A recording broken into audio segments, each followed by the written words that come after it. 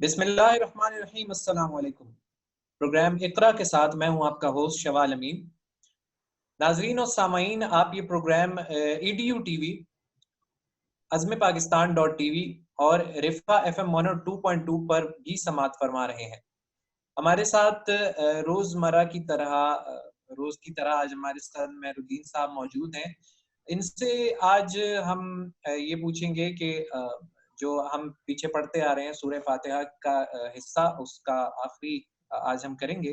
तो वो है कि गैरिल मग़ज़ूबि अलैहिम वलद्दाल्लीन, इसकी अहमियत, इसकी अफादियत, इसकी ज़िंदगी में और आगे चल के, और इसको दिल से पढ़ने के फ़ायदे, ये सब आज हम इनसे पूछेंगे। अस्सलाम वालेकुम सर, क्या हाल है आपके? वालेकुम अस्सलाम वरहमतुल्लाहि वबरकातुहू। हम गुज़िश्ता 5 नशिस्तों से सूरह फातिहा का मुताला कर रहे हैं, और मुख्तसरन अगर हम रिकैप करें तो औज़ु बिल्लाहि मिनश शैतानिर रजीम, बिस्मिल्लाहिर रहमानिर रहीम, अल्हम्दुलिल्लाहि रब्बिल आलमीन कह के हमने ये इकरार किया कि तमाम तारीफ और तमाम शुक्र अल्लाह ही के लिए है, इसलिए कि किसी के पास अपना कुछ नहीं है। जो कुछ भी किसी के पास है वो अल्लाह का दिया हुआ है, और अल्लाह के पास जो कुछ है वो उसका अपना है, दायमी है, कदीम है, हमेशा हमेशा के लिए है। और किसी के पास जो कुछ अल्लाह ने दिया है वो खत्म होने वाला है, जवाल पजीर है। और जवाल की रोजमर्रा की सूरत हाल हमारे सामने है कि किस तरह से लोगों को उरूज व ज़वाल हासिल होता है, या अशिया को उरूज व ज़वाल हासिल होता है। और अल्लाह हमेशा से है और हमेशा रहेगा, और अपनी तमाम सिफात और खुसूसियात के साथ है। फिर हम रब्बुल आलमीन जब हम कहते हैं तो इसका मतलब ये है कि वो हमारा पालने वाला भी है, वो हमारा हाकिम भी है, वो हमारा मालिक भी है, वो हमारा आका भी है। इसका मतलब ये है कि हम न सिर्फ ये कि खुशामद का और उसकी इबादत का कोई भी तरीका अख्तियार करेंगे किसी भी ज़ात के लिए, तो वो सिर्फ अल्लाह के लिए होगी। उसी के आगे झुकेंगे, उसी के आगे हम रोएंगे, उसी से हम मांगेंगे, उसके अलावा किसी और से नहीं। इसी तरह से उसी का हम हुक्म मानेंगे और उसी की हिदायत की हम पैरवी करेंगे। फिर अर्रहमान रहीम के इकरार के बाद ये बात आप यूं समझ लीजिए कि जब बंदा कहता है कि अल्हम्दुलिल्लाह रब्बिल आलमीन, तो अल्लाह ताला कहता है कि अर्रहमान रहीम, कि मैं बड़ा रहमान और रहीम हूँ। तुमने मुझे मेरी रुबूबियत को माना, मेरी हाकमियत को माना, उसमें तुम किसी खौफ का शिकार ना हो। मैं तुम्हारे लिए बहुत रहमान और मैं तुम्हारे लिए बहुत रहीम हूँ। इसमें हमारे लिए मैसेज ये है कि जो अल्लाह के बंदे हैं वो भी दूसरों पर रहीम और शफीक हों, वो भी उनकी जिंदगी में भी रहमत का मुजाहरा होना चाहिए दूसरे लोगों के साथ। फिर हम ये इकरार करते हैं मालिक यौमुद्दीन कि हम रोज़े जज़ा को मानते हैं इस तरह से कि वो अल्लाह ही उस दिन का मालिक है। आज दुनिया में कुछ और सिलसिला है लोगों का कि लोग अपने आप को खुद मुख्तार समझते हैं, और वो समझते हैं कि वो जिसे चाहें सजा दें और जिसे चाहें जजा दें।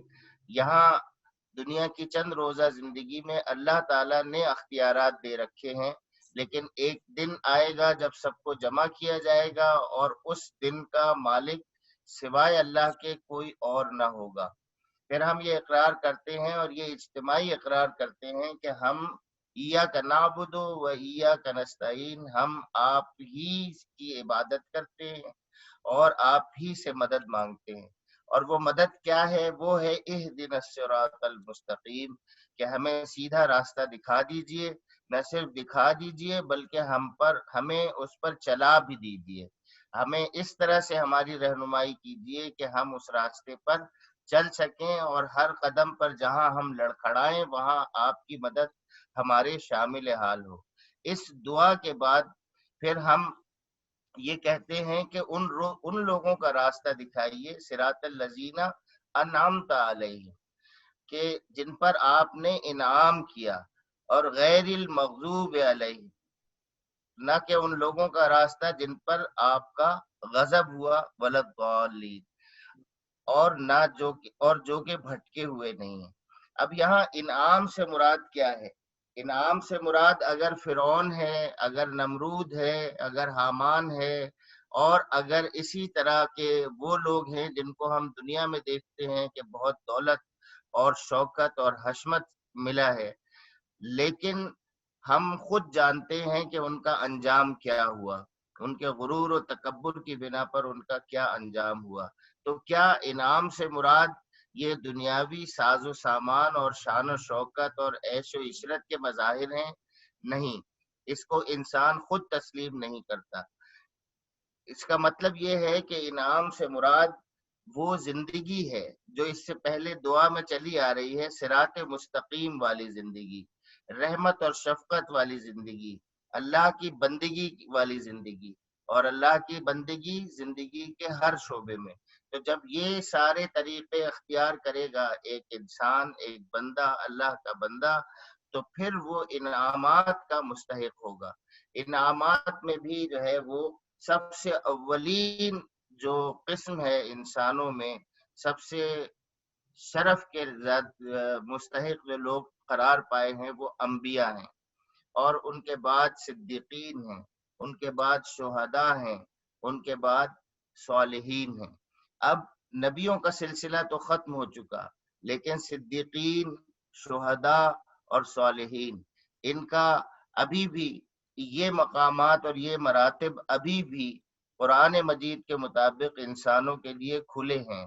وہ اپنی زندگی میں صداقت اختیار کریں اور صادقین کے ساتھ ہو جائیں، سچوں کے ساتھ ہو جائیں، تو وہ صدیقین کہلائیں گے۔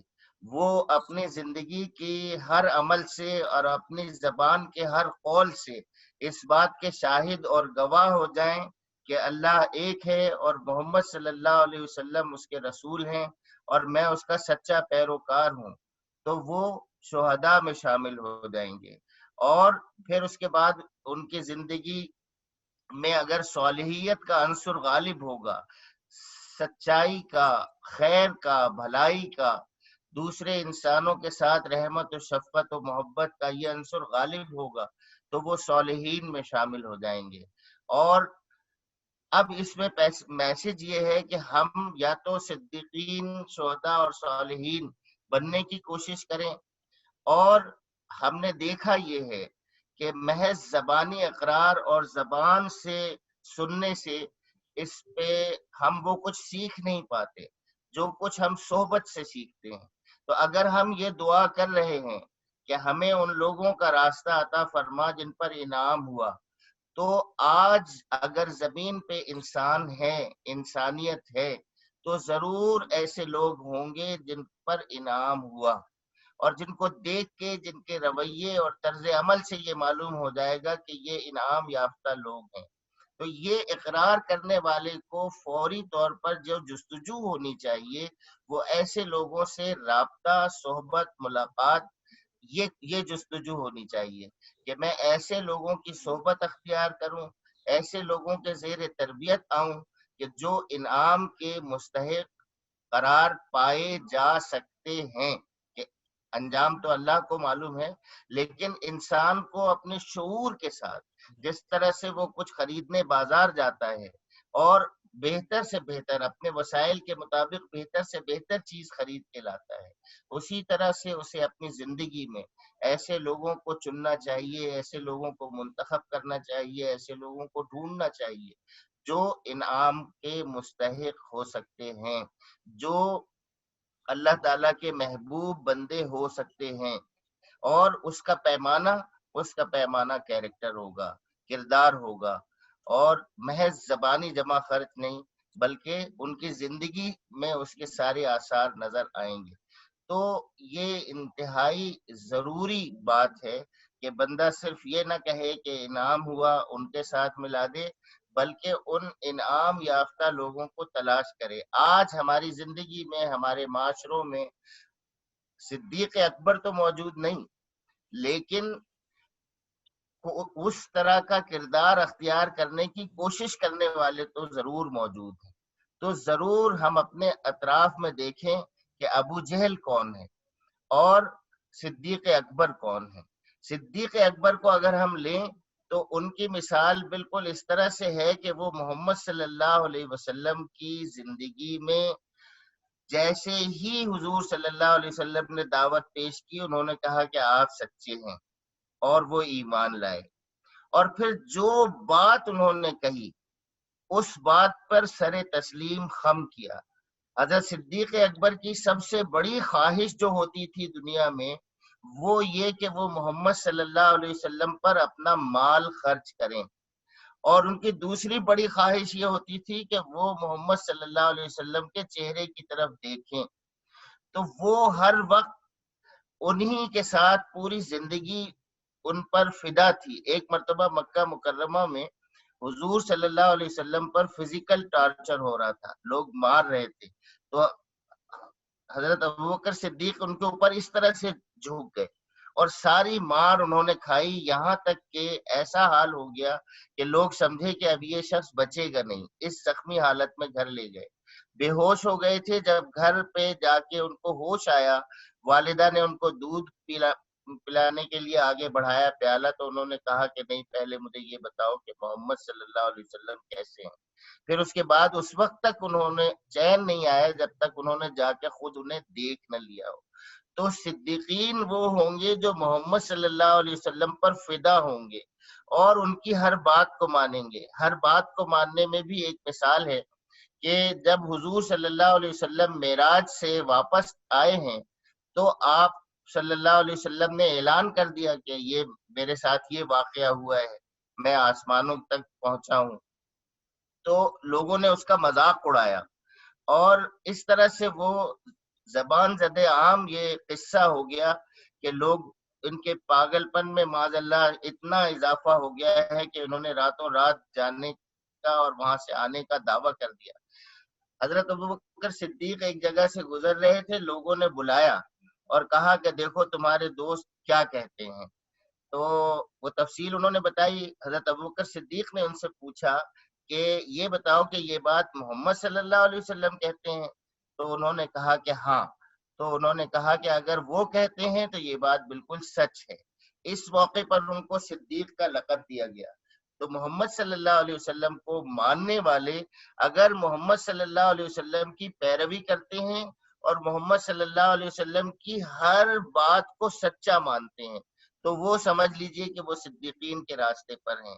ایسے لوگوں کو تلاش کرنا جو محمد صلی اللہ علیہ وسلم کو سچا مانتے ہیں، ان کی ہر بات کو سچ سمجھتے ہیں اور اس کی پیروی اور پر عمل کرتے ہیں. ایسے لوگ آپ کو جا بجا مل سکتے ہیں، مل جائیں گے.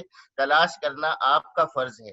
اور دوسرا کردار جو ابو جہل کا ہے، وہ بھی ابو جہل ایسا نہیں ہے کہ 1450 سال پہلے جو پیدا ہوا تھا اور بدر میں قتل ہوا اور ختم ہو گیا. آج بھی جا بجا آپ کو ابو جہل کے کردار کے لوگ نظر آئیں گے جو محمد صلی اللہ علیہ وسلم سے حسد رکھتے ہیں، جو محمد صلی اللہ علیہ وسلم سے بغض رکھتے ہیں، جو محمد صلی اللہ علیہ وسلم سے جلتے ہیں، جو ان کی تعلیمات کو ٹھکراتے ہیں. ایسے جتنے بھی لوگ ہیں ان سے دوری اختیار کرنا، اور ایسے جتنے بھی لوگ ہیں جو صدیق اکبر رضی اللہ تعالی عنہ کا رویہ اختیار کرتے ہیں ان سے قربت اختیار کرنا. آپ سمجھ لیں کہ صرف صراط الذین انعمت علیہم کہنا کافی نہیں ہوگا، بلکہ ان لوگوں کی جو معاشرے میں صدیقین ہیں ان کی تلاش اور ان کی صحبت اختیار کرنا. پھر اس کے بعد ہے غیر المغضوب علیہم ولا الضالین. یہاں پہ دو اصطلاحات ہیں. ایک ہے غضب والی، کہ ان لوگوں کا راستہ نہیں جن پر آپ کا غضب ہوا. تو ہمیں دیکھنا چاہیے کہ غضب والے اعمال کون سے ہیں. ہم قرآن مجید کو اس نظر سے پڑھیں کہ کون سے اعمال ہیں جن کی وجہ سے اللہ غضبناک ہوتا ہے. مثلا ایک انسان کا قتل، ناحق قتل، اور اگر وہ صاحب ایمان بھی ہو اور اس کا ناحق قتل، تو یہ تو ایک ایسا جرم ہے جس کو اللہ تعالیٰ کہتا ہے کہ یہ ابداً ابدا ہمیشہ جہنم میں رہے. یہاں غضب کا جو ہے وہ اظہار ہوتا ہے. تو ایسے لوگوں کا راستہ جو قتل و غارت گری کرتے ہوں، جو اس راستے پر جاتے ہوں جو قتل و غارت گری اور دہشت گردی کا راستہ ہے، یہ اس سے بچنے والے ہوں گے. پھر وہ لوگ جو معاشرے میں، سوسائٹی میں فحش پھیلانے والے ہیں، اللہ تعالیٰ ان پر بھی سخت برہمی کا اظہار کرتا ہے، تو ان سے بھی بچنے والے ہوں گے جو معاشرے میں فحش پھیلاتے ہیں۔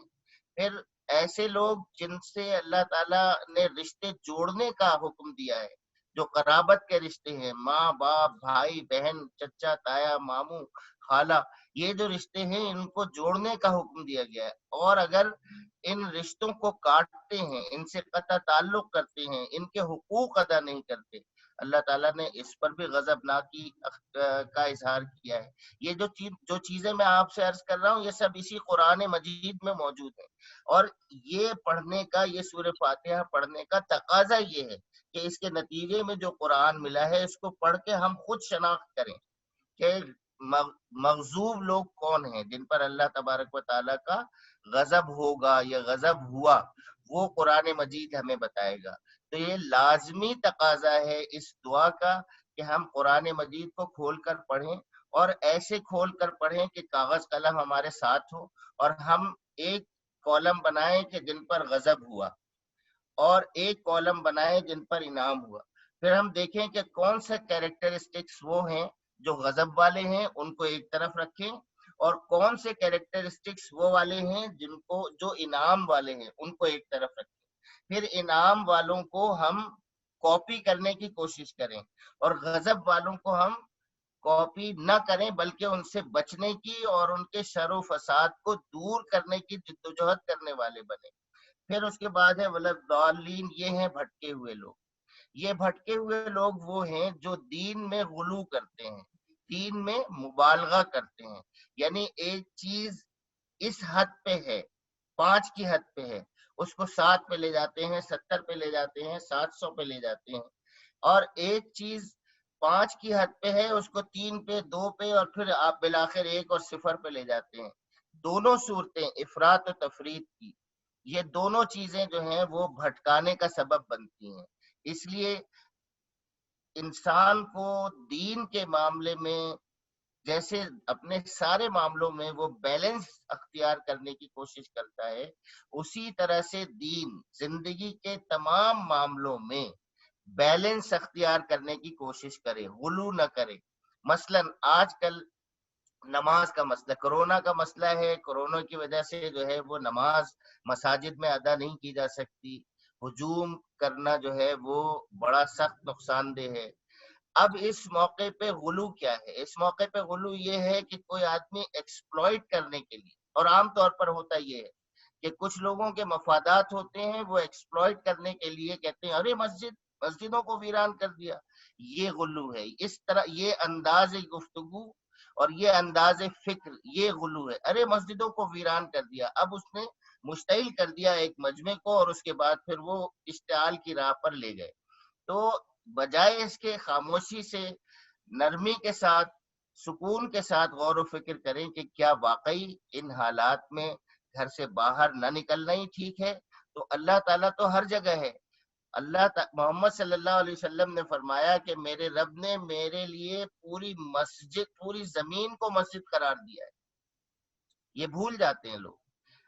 اس سے پہلے جو امتیں تھیں ان کے لیے مخصوص مقامات طے تھے عبادت کے لیے، لیکن محمد صلی اللہ علیہ وسلم کو اللہ تعالیٰ نے یہ مقام عطا کیا کہ ان کے لیے تمام زمین کو مسجد قرار دے دیا۔ اب وہ جہاں چاہیں نماز پڑھ سکتے ہیں، گھر میں، بازار میں، سڑک پہ، ہوٹل پہ، بس پاک صاف جگہ ہونی چاہیے بس، اور وہ مٹی پہ، ہر جگہ، جہاں جنگل میں، بیابان میں، جس جگہ چاہیں وہاں وہ نماز ادا کر سکتے ہیں۔ تو اس بات کو بالکل اگنور کر کے اور اس کو ایکسپلائٹ کر کے بندوں کو مشتعل کر کے، جہاں پہ بھی اور جو بھی بندوں کو کسی خاص چیز سے مشتعل کر کے کسی راہ عمل پر لے کے جاتا ہے، آپ سمجھیں کہ وہ بھٹکانے والا ہے۔ اور جو ٹھنڈے دل سے، ٹھنڈے انداز سے سوچتے ہیں، موضوعات طے کرتے ہیں، پوائنٹ ٹو پوائنٹ ڈسکس کرتے ہیں، اور حالات کے مطابق فیصلہ کرتے ہیں، اپنے عقل کو استعمال کر کے فیصلے کرتے ہیں، وہ لوگ ہیں جو بھٹکنے سے بچ سکتے ہیں۔ یہ بالکل جو میں نے آپ سے گفتگو کی ہے وہ بہت سادہ سی گفتگو ہے، اس میں کوئی علمی بحثیں نہیں ہیں. علمی بحثوں میں اگر ہم جائیں تو میں اشارتاً بتا دیتا ہوں کہ غیر المغضوب جو ہے وہ یہود کو کہا گیا ہے علماء کی جانب سے، اور بھٹکے ہوئے ان لوگوں کو کہا گیا ہے جو مسیحیت کا اقرار کرتے ہیں.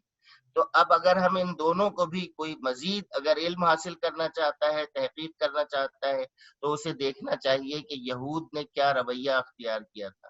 ان کا جو رویہ تھا، موٹا موٹا ان کا رویہ یہ تھا کہ انہوں نے اللہ کے دین کو بگاڑ دیا، اللہ کی کتاب کو مسخ کر دیا، تحریف کی، اس کو چھپایا، اس کو عام لوگوں تک پہنچنے نہیں دیا، اور جو لوگ اللہ کا پیغام لے کر آئے ان کو ناحق قتل کیا، یہاں تک کہ کئی انبیاء کو انہوں نے قتل کیا، اور بالآخر حضرت عیسیٰ علیہ السلام کو انہوں نے پھانسی پر چڑھانے کی کوشش کی. وہ تو اللہ تبارک و تعالیٰ نے اپنے حکم سے ان کو آسمانوں پر بلا لیا، لیکن انہوں نے تو اپنے طور پر یہ کوشش کر ہی لی تھی. تو یہود کا کیا قصور ہے کہ انہوں نے انبیاء کو قتل کیا، انہوں نے اپنے مصلحین کو قتل کیا، ان کی ناقدری کی، ان کو قید کیا، اور جو ہدایت، جو کتاب اللہ نے دی تھی اس کو چھپا دیا اور اس کو بدل دیا اس کے احکامات. جبکہ عیسائی ہونے کا دعویٰ کرتے ہیں، مسیحی ہونے کا دعویٰ کرتے ہیں، انہوں نے حضرت عیسیٰ علیہ السلام کی شخصیت میں مبالغہ کیا، غلو کیا، اور ان کو انسان سے ہٹا کر اٹھا کر اللہ کا بیٹا بنا دیا. یہ غلو. پھر اس کے بعد دنیا کے معاملے میں انہوں نے جو غلو کیا وہ یہ کہ انہوں نے رہبانیت اختیار کر لی. انہوں نے کہا ہمیں اس دنیا سے کوئی سروکار نہیں، کوئی جنگل میں چلا گیا، کوئی غاروں میں چلا گیا، کوئی پہاڑوں میں چلا گیا، اور دنیا کو فساد کی جگہ بنا کے شرپسند لوگوں کے حوالے کر کے نکل گئے. تو رہبانیت اللہ تعالیٰ نے منع فرمائی. رہبانیت یہ بھی جو ہے وہ غلو کا ذریعہ ہے، اور یہ بھی بھٹکانے والی چیز ہے. تو اسی طرح سے ہمیں ان دونوں گروہوں کو قرآن مجید پڑھتے ہوئے آپ دو چیزیں کریں. ایک لسٹ بنائیں کہ جو اللہ کا غضب کا سبب بننے والے اعمال ہیں اور جو اللہ کا انعام پانے والے اعمال ہیں، اور پھر اس کو اپنی زندگی میں لاگو کریں جس طرح سے آپ اپنی پریکٹیکل لائف میں کرتے ہیں. وہ لوگ جو 16 سال اور 18 سال اور 14 سال کی تعلیم حاصل کرتے ہیں ان کے لیے تو یہ بالکل آسان ہے کہ ایک ایسی فہرست بنانا جس میں ڈوز اور ڈونٹس دونوں ہوں. ایک طرف یہ کہ جو کام کرنے کے ہیں وہ کیے جائیں، اور جو نہیں کرنے کے ہیں وہ نہیں کیے جائیں. یہ کتاب یہی بتاتی ہے. پھر اس کے بعد یہ بھی دیکھیں کہ یہ جو دو بڑے گروہ جن کا ذکر ہے قرآن مجید میں، یہود کا بھی ہے اور نصارہ کا بھی ہے، ان کے کیریکٹرسٹکس کیا ہیں. ان کیریکٹرسٹکس میں جو خراب چیزیں ہیں جس کی وجہ سے اللہ تعالیٰ نے ان کو ناپسند کیا، ان کو بھی لسٹ بنا لیں اور ان سے بھی بچنے کی کوشش کریں. جی، یہ بات سب سے پہلے آپ نے صحبت کی کہ اچھی لوگوں کی صحبت اختیار کریں اور برے لوگوں سے بچیں. بس ایک لائن کے اندر آپ بتا دیں کہ کس طرح آئیڈینٹیفائی کیا جائے ان کی باتوں سے، ان کی پرسنالٹی سے، اور کس چیز کو مد نظر رکھ کے، صرف ایک لائن میں اگر آپ لوگوں کے لیے بتا دیں. قول اور عمل کی یکسانیت. جو کہتے ہیں وہ کرتے ہیں، بس وہ اللہ کے ولی ہیں. لباس فعل میں ان کے تضاد نہیں ہوں. جی بالکل. جی ٹھیک ہے. اور آپ لباس کا بھی کچھ کہہ رہے تھے اگر آپ. میں مطلب اس میں کوئی حلیہ، کوئی ڈریسنگ، کوئی ہیئر کٹنگ، کوئی فیشن، کسی اس کی وہ نہیں ہے، خاص بات نہیں ہے. وہ کسی بھی حلیے کے ہوں، کسی بھی ڈریسنگ کے ہوں، اگر ان کے قول اور فعل میں تضاد نہیں ہے تو وہ اللہ کے ولی ہیں. ٹھیک ہے. ٹھیک. اچھا، اب یہ بات آتی ہے کہ آپ نے جس طرح بات کی کہ اچھے کام کرنا اور برائی سے رکنا، یعنی کہ اس کو کہہ سکتے ہیں کہ امر بالمعروف نہی عن المنکر جس کو کہتے ہیں، اس پر ہم عمل کریں اور اس پر سامنے. تو آپ نے اچھے طریقے سے کہا. اگلی نشست میں ہم سورہ بقرہ کی طرف جائیں گے، اگر آپ ایگری کرتے ہیں اس بات پہ. تو جی بالکل. اسی پہ ہم جائیں گے. اور ابھی میں کہتا ہوں کہ لوگوں کے اس کے لیے اگر اس کو کی پوائنٹس میں ڈیوائیڈ کیا جائے آپ کی گفتگو کو، تو سب سے پہلے بات برابری رکھیں، میانہ روی رکھیں اپنے عمل کے اندر، اپنے عمل اور قول کو ایک ساتھ رکھیں، تضاد نہ رکھیں قول و فعل میں، اور عمل بالمعروف والنہی عن المنکر پر عمل کریں۔ اور دوسری جگہ پر بھی ارشاد ہوا ہے کہ زور بازو سے آپ برائی کو روکو، اگر نہیں ہو سکتا تو آخر میں جا کے آپ اپنے قلب میں ہی برا جان لو، تو وہ بھی آپ کے لیے کافی ہے۔ بہت شکریہ مہر الدین صاحب کہ آپ نے ہمیں اتنے اچھی طرح سے، اتنے بریف طریقے سے گائیڈ کیا، کیونکہ یہی ضرورت ہوتی ہے لوگوں کو، کہ اکثر لوگ دیکھتے ہیں کہ وہ کہتے ہیں کہ ہمارے ذہن میں بات نہیں بیٹھی، وہ ذہن نشین نہیں ہوئی۔ تو جس طرح آپ ایکسپلین کرتے ہیں انشاءاللہ اسی طرح ہی لوگوں کی طرف جائے گی۔ بہت شکریہ آپ سب کا ہمارے ساتھ رکنے کا، اور انشاءاللہ آپ سے کل ملاقات ہوگی سورہ بقرہ کے ساتھ۔ اپنا بہت سارا خیال رکھیں۔ اللہ حامی و ناصر ہو۔ اللہ حافظ۔